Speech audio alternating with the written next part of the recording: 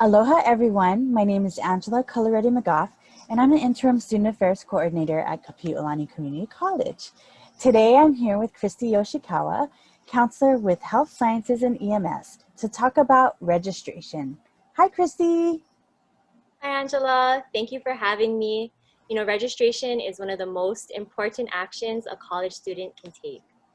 You're not going to believe this, but when I registered for college, I had a paper book with the course names and numbers, and then I had to dial them in by phone. Well, luckily our students don't have to worry about getting a busy signal when it's time for them to register.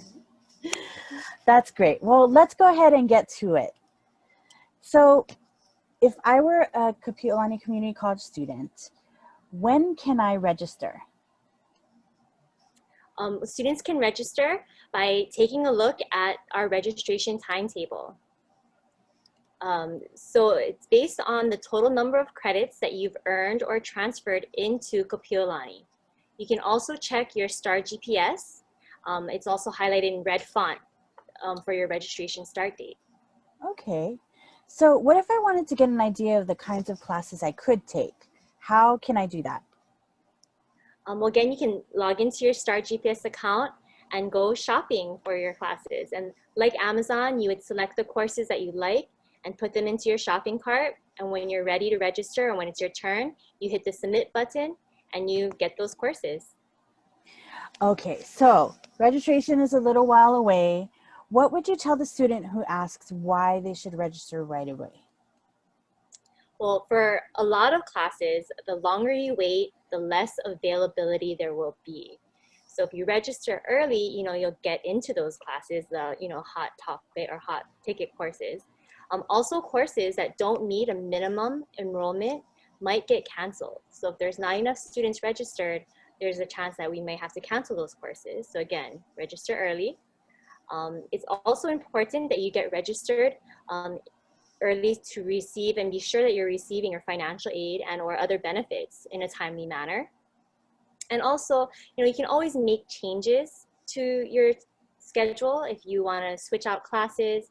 You can definitely pick up more classes, but you want to do that before the deadline indicated in our academic calendar. Oh, that's good to know.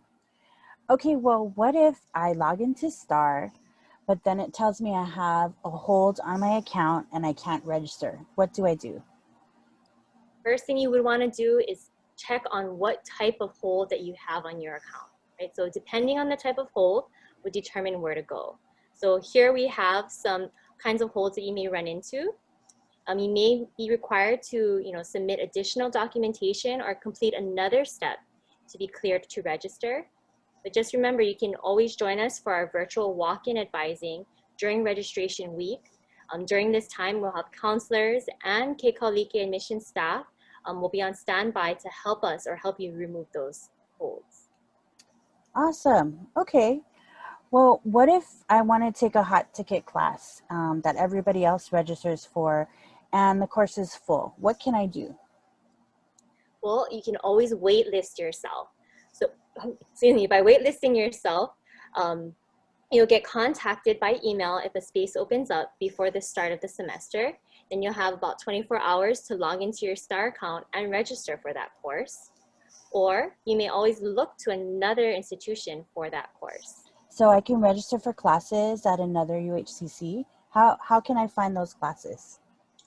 Yes, so by reviewing the class availability per institution for the course, or by using the STAR GPS search by campus function, you're able to find and search for different courses by different institution. You just want to be sure to check on your financial aid eligibility. So if you do register for another course, say at Windward Community College or Leeward Community College, you want to be sure that your financial aid from KCC will be applied to those courses. So you may need to provide additional information. Okay, so I'm ready to register. How can I tell if a class is offered online only or if it's an in-person or a hybrid class? So by looking at the course descriptions, the instructors have provided detailed information on how they'll be delivering their course. So by looking at the days, time, and room columns, you can identify how the course is being delivered. For example, if it's a completely online course, you'll have TBA listed under days and time, which means to be announced. And under the room, you'll find www. That means that's a fully online course. Then we have online synchronous courses. If there's a day and time listed, for example, this is a Monday class, meets from 10:45 to 12 p.m., but under the room, there's www. That means that class meets synchronously on specific days and times via Zoom or face-to-face or over the internet. Okay, so this means that for this class, I need to be available online at that specific day and time. Right.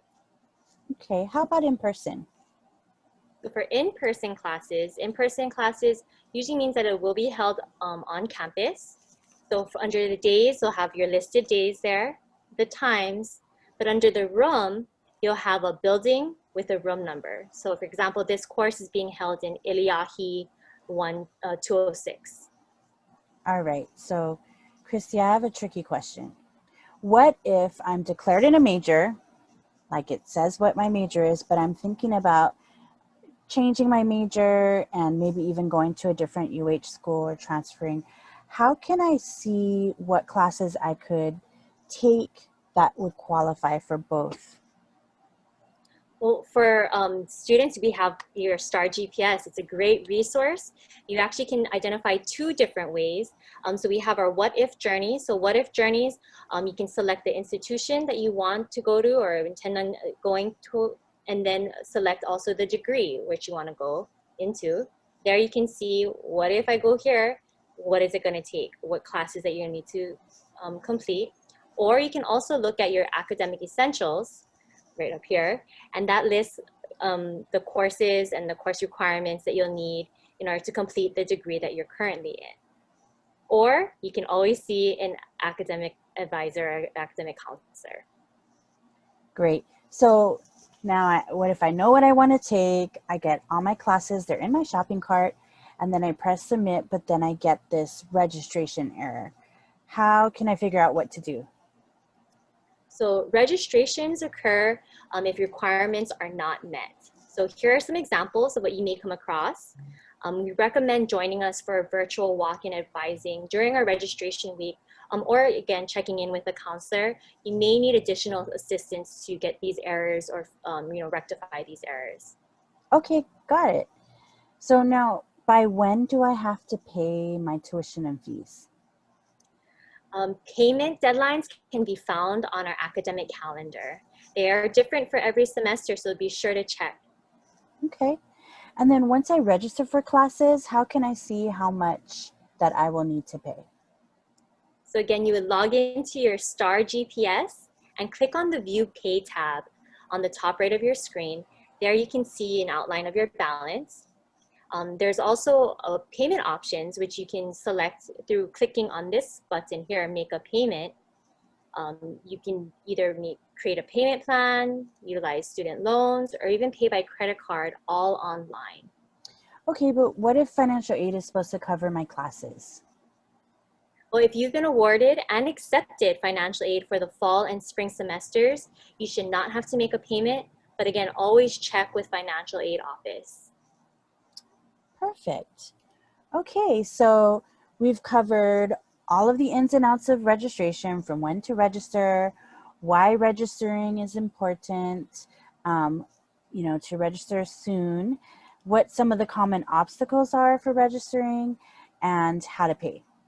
So you're right, registering is way easier than it was before. And it sounds like there's lots of help out there. Can you tell us again where students can go if they need help or have questions about registering? Well, you can go to our Kapiʻolani website. Again, that's kapiolani.hawaii.edu. Find the counseling and advising directory. And there is a list of all the counselors available by programs, or if it's a specific academic program you would want to visit a counselor. All our information is listed there. And you can always drop in during our virtual walk-in advisings during our registration week as well. Thank you so much for talking about registration with us, Christy. Thank you, Angela. Virtual high five.